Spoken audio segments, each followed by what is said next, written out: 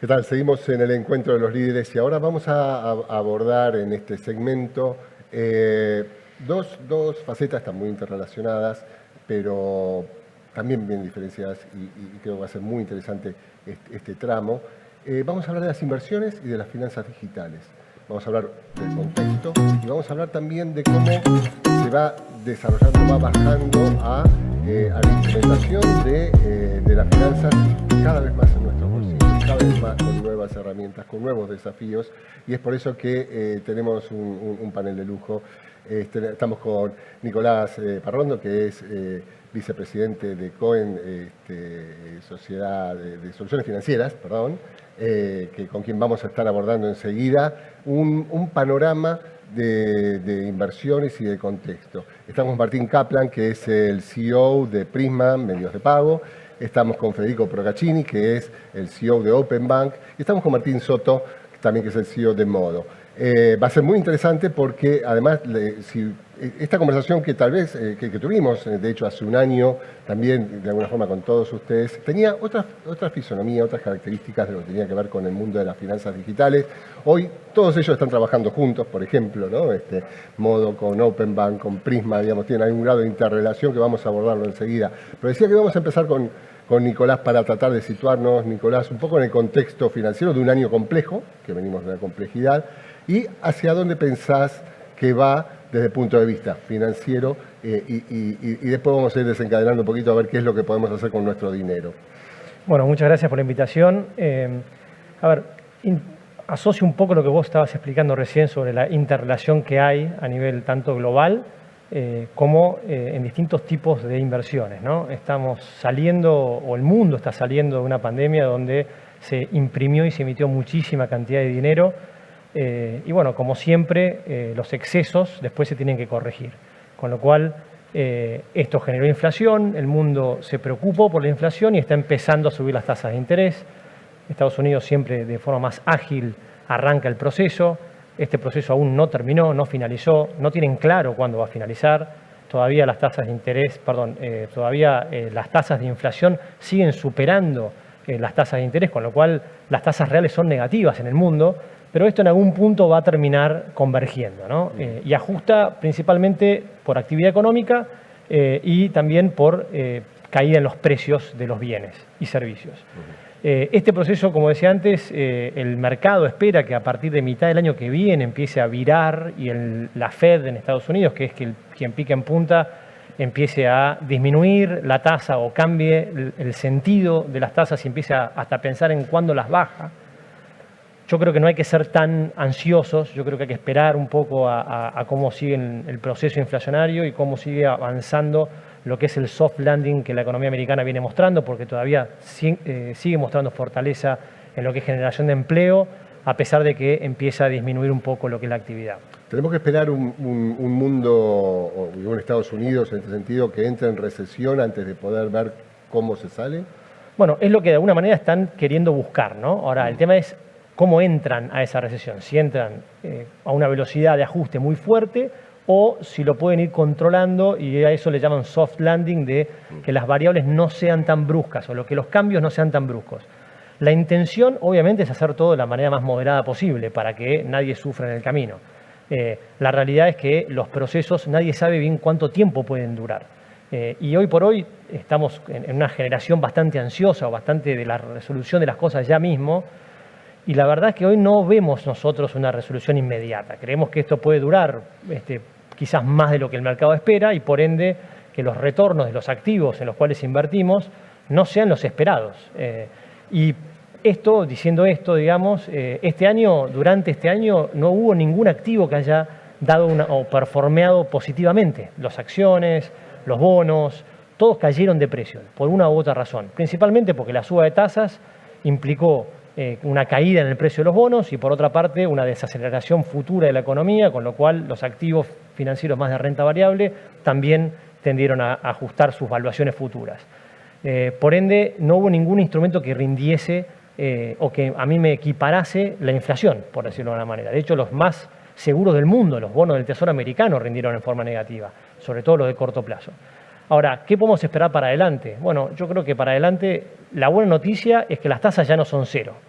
que estamos entrando en un mundo con tasas de interés más cercanas a lo que son los ratios de inflación o la inflación a nivel global.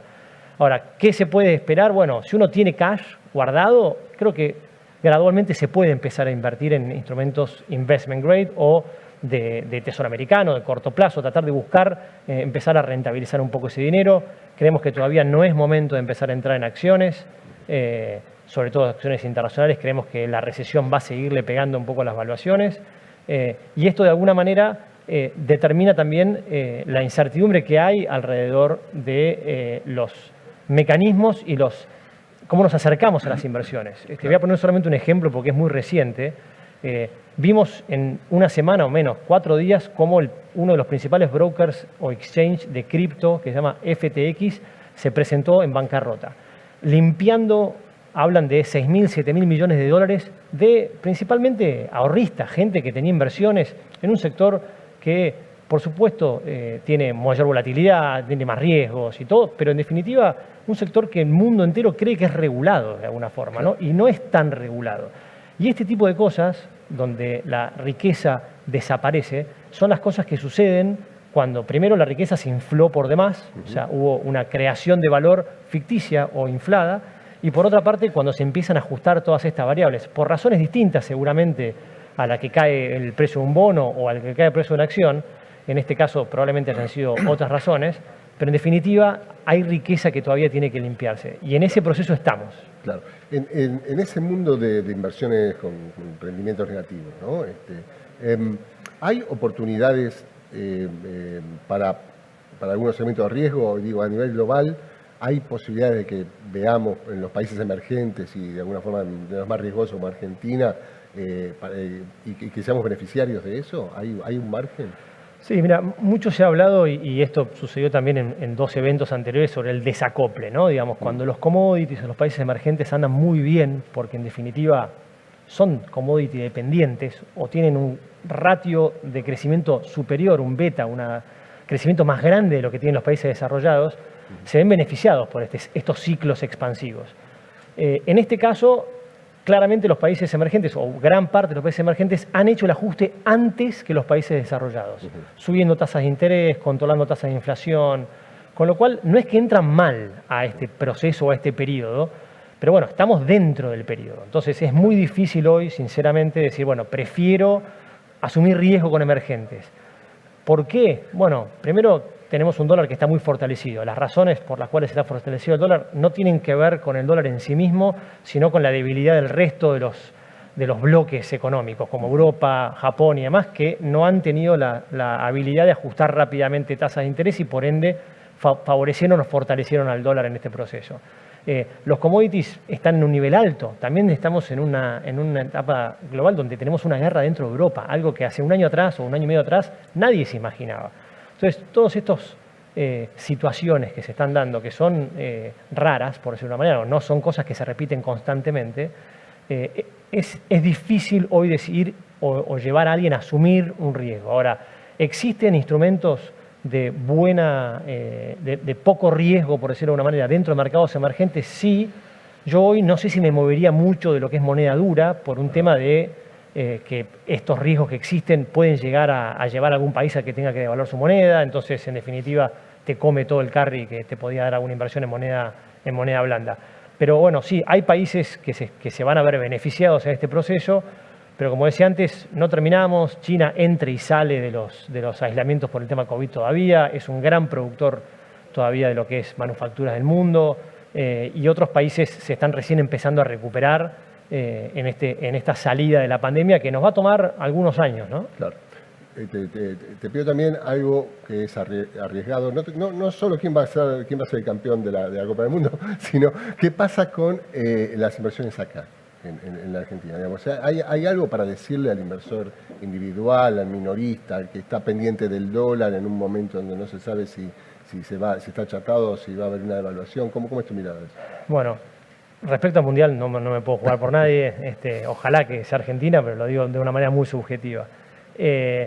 A ver, Argentina es un gran desafío, ¿no? Y estamos frente a determinadas situaciones bastante complejas.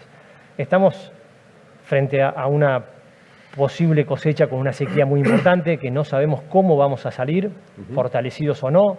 Fortalecidos sería que el escenario base es que sea una cosecha lógica. Eso, desde nuestro punto de vista, es algo bastante crítico, porque es lo que dinamiza la economía el año que viene.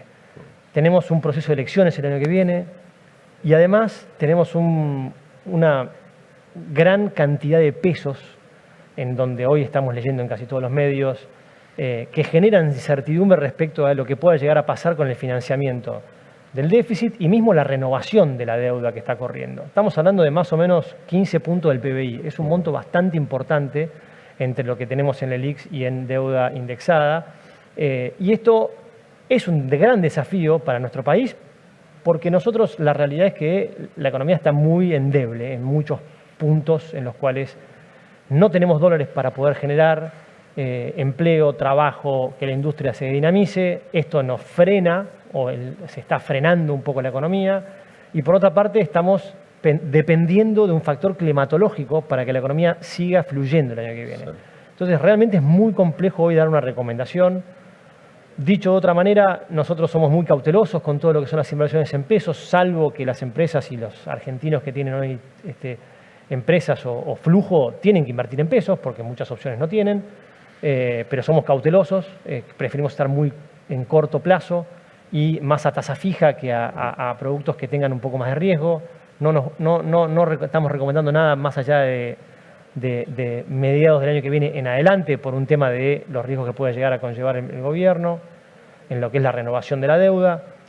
Por otra parte, tenemos una deuda hard dólar, bonos globales rindiendo área 20, 25 centavos de dólar, que básicamente lo que están implicando es una reestructuración futura de estos mismos bonos.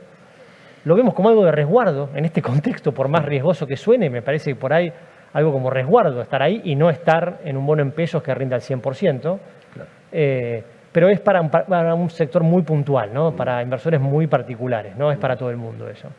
En lo que es acciones, bueno, hoy obviamente Argentina con un riesgo país de casi 2.500 puntos, los valores o las valuaciones están realmente muy baratas, pero bueno, todo depende con el prisma con el cual se lo mire, ¿no? Porque en definitiva hay que ver en cuánto tiempo eso va a generar un valor, si es que no hay algo peor en el camino. Y respecto al tema de evaluatorio, bueno, a mí no, la verdad nadie tiene la respuesta respecto de eso. Yo creo que vemos a todos los que están hoy en el oficialismo y los funcionarios diciendo que no quieren devaluar. Claramente no es una solución dar una devaluación brusca para ajustar términos de intercambio, porque en definitiva eso se traslada a inflación automáticamente y ya sabemos lo que pasa cuando hay mucha inflación. Los que sufren es la parte baja de la pirámide y estamos hoy con un nivel de pobreza realmente alarmantemente alto, con lo cual es una solución que no es una solución en definitiva. Pero bueno, la realidad también es que a veces el gobierno puede manejar las manijas, puede tener las manos en el control, y otras veces la verdad que se les puede también ir de las manos, porque en definitiva hay factores exógenos que no controlan, ¿no? Como el clima. En todo este contexto, vos mencionaste el tema de los pesos, y a mí me parece que en todo este año nos metemos un poco más en la otra dinámica, ¿no? La dinámica de los pagos, la dinámica de lo que fue las finanzas digitales, y me gustaría cómo lo ven, digamos, por ahí empezando por Martín, digamos, fue un año de muchos cambios en todo lo que tiene que ver con medio de pago, ¿no? Así es, muy buenos días primero y muchas gracias por la invitación. Ahí tomo un poco lo que decía Nico, muy interesante, que para entender un poco el presente y el futuro habías arrancado por la pandemia, ¿no? Porque la pandemia tuvo un impacto muy fuerte en medios de pago también, ¿no? Además de todos los impactos negativos que conocemos. Y como ustedes se pueden imaginar, tuvo un impacto muy fuerte en dos líneas, lo que es el consumo con tarjeta de débito, o sea, mucha más gente que empezó a usar tarjeta de débito, y mucho de lo que llamamos tarjeta no presente, todo lo que es e-commerce o todo lo que tiene que ver con consumos a distancia, ¿no? Por razones obvias de vuelta. Algo que uno esperaba era que estos picos que se generaban en la pandemia, post-pandemia, vayan a un nivel normal. Una buena noticia es que esto no pasó. O sea, este nuevo piso que alcanzamos se mantuvo y al mismo tiempo generamos una muy fuerte recuperación en lo que tiene que ver con tarjeta no presente, lo que todos conocemos con los consumos habituales que hacemos en la calle, shoppings, etc. Con lo cual, primera conclusión, arrancamos con un nuevo piso post-pandemia de lo que es el uso de medios de pago en el país. Si miramos un poquito la evolución del último año a esta parte, tarjeta de débito medido en transacciones, un poco para limpiarlo de la inflación de lo que explicaba Nico, que a veces medido en pesos es un poco más difícil, medido en transacciones, que es una medida más genuina, vemos un crecimiento del 16% en tarjeta de débito. Tenemos un 16% más de transacciones año contra año. Si vemos tarjeta de crédito, un 8% más de transacciones, con lo cual los dos vienen creciendo en términos reales, y de vuelta a débito ganando una penetración muy fuerte cuando era un producto un poquito más dejado de lado en épocas anteriores. Claro. Si a eso le sumamos también algo que seguramente vamos a hablar acá, o Fede o Rafa van a comentar, que es el pago con transferencias o el PST, esto ha crecido también en niveles exponenciales, pero lo relevante y lo interesante es que creció sin comer tarjeta de débito. O sea, hemos logrado tener dos productos que uno podría asumir que son sustitutos, pero que los dos han crecido. Conclusión, hemos logrado entre todos nosotros, entre toda la industria, entre todo el ecosistema, avanzar sobre el efectivo. ¿Qué es lo que en cada panel, en cada charla vas a escuchar? ¿Cómo hacemos para combatir el efectivo? En los últimos años, gran crecimiento frente a esto.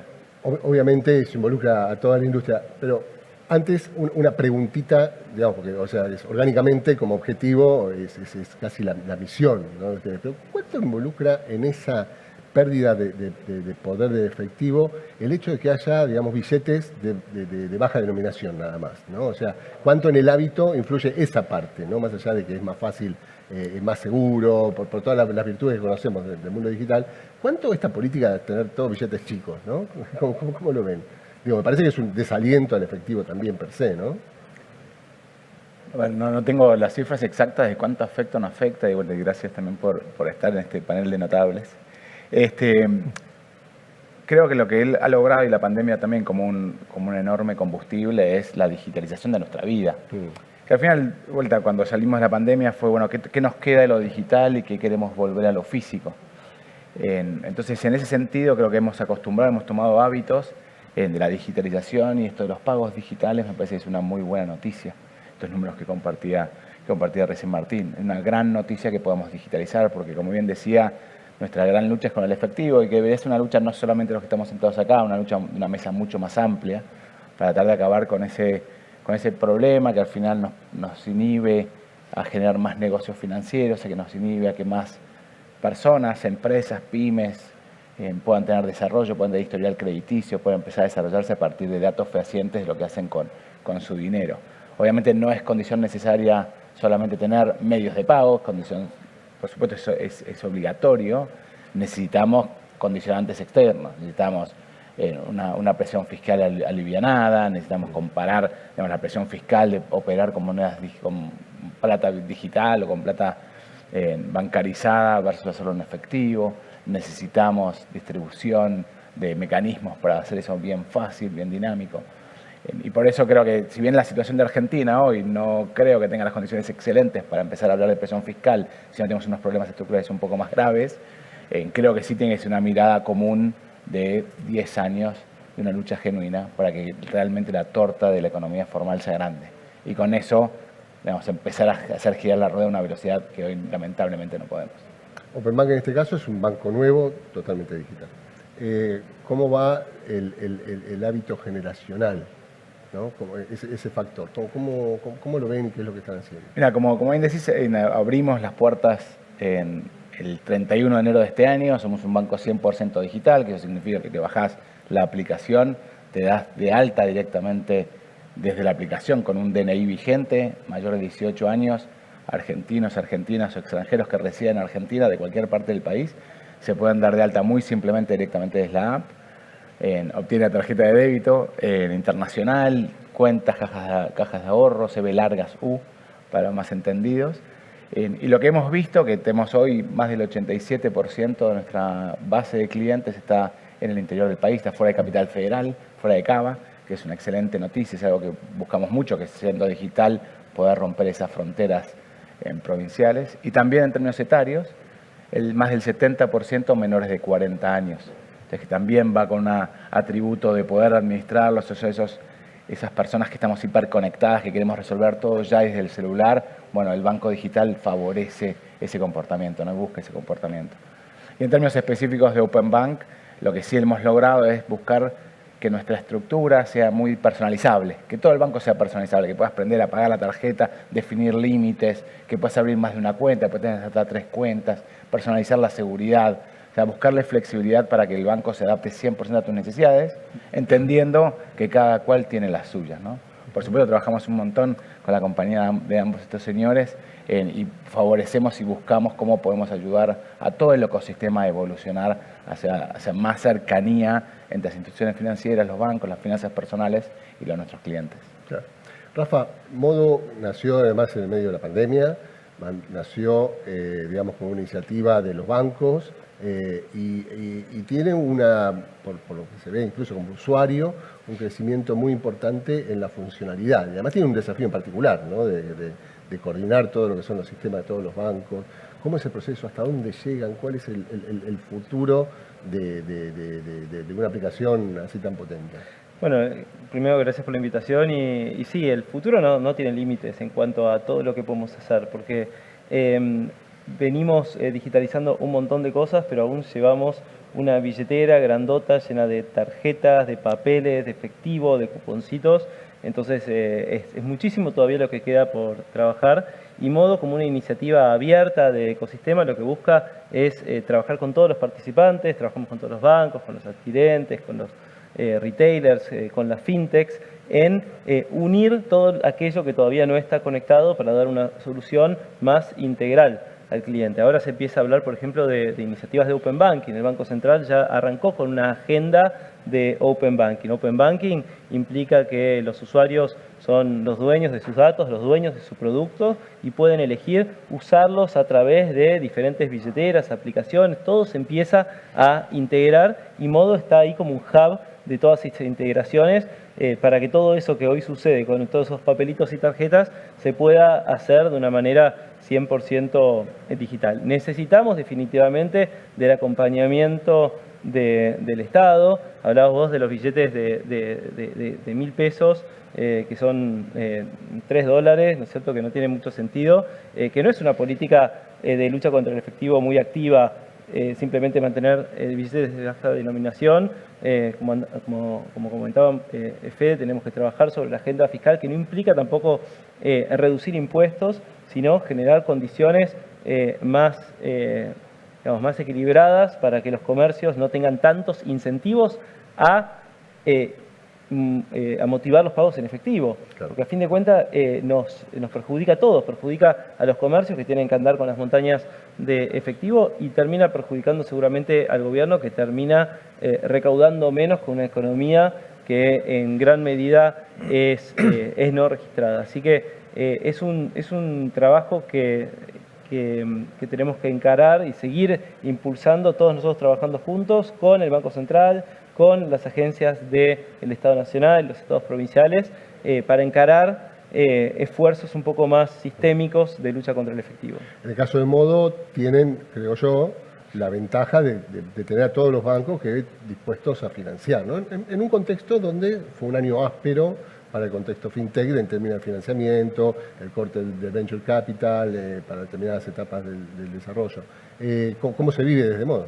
No, desde Modo se vive justamente con mucha tranquilidad. Tuvimos años de mucha euforia en el mercado de empresas de tecnología y de fintech, recibiendo dinero, de todo ese dinero que abundaba, que mencionaba Nico, que llegaba también a empresas de tecnología argentina y que se llevó muchísimo talento a cambio de promesas de valor futuro que hoy nos están percibiendo, y eso por supuesto a empresas con una estabilidad de fondeo mucho más clara, como es Modo, que es fondeada por bancos.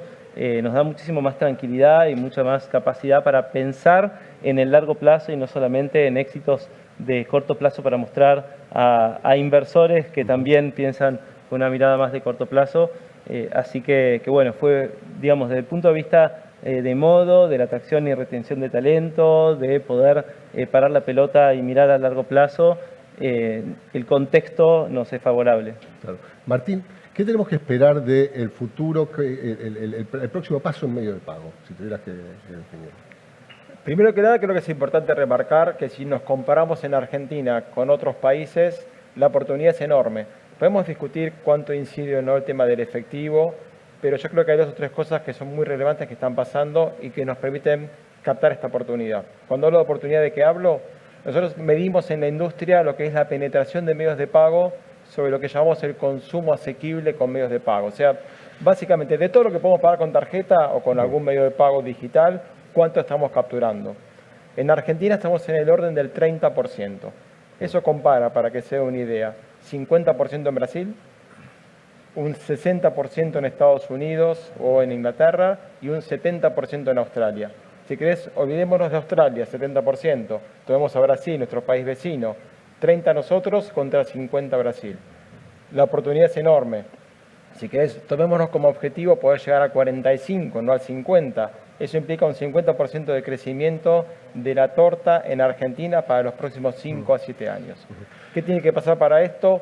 Parte de lo que decían Rafa y Fede, un laburo muy alineado del ecosistema, emisores, adquirentes, procesadores, reguladores, que creo que lo estamos haciendo, y vas a ver también cómo facilitamos el momento de la verdad, como llamamos, que es el momento en el punto de venta, el momento de pagar, el momento de cobrar, que la experiencia sea cada vez más fácil y más simple, tanto para el que paga como para el que cobra, algo que tanto Fede como Rafa vienen trabajando intensamente y genera una enorme mejora dentro del ecosistema, y creo que vamos hacia eso. Vas a empezar a escuchar términos como QR interoperable, el tema que va a ser muy relevante como contactless, cosas que el año que viene y los próximos años van a ser fuente de inversiones muy fuertes para todos nosotros, con la redundancia, que van a llevar esto a la nueva dimensión, ¿no? Al nuevo escalón.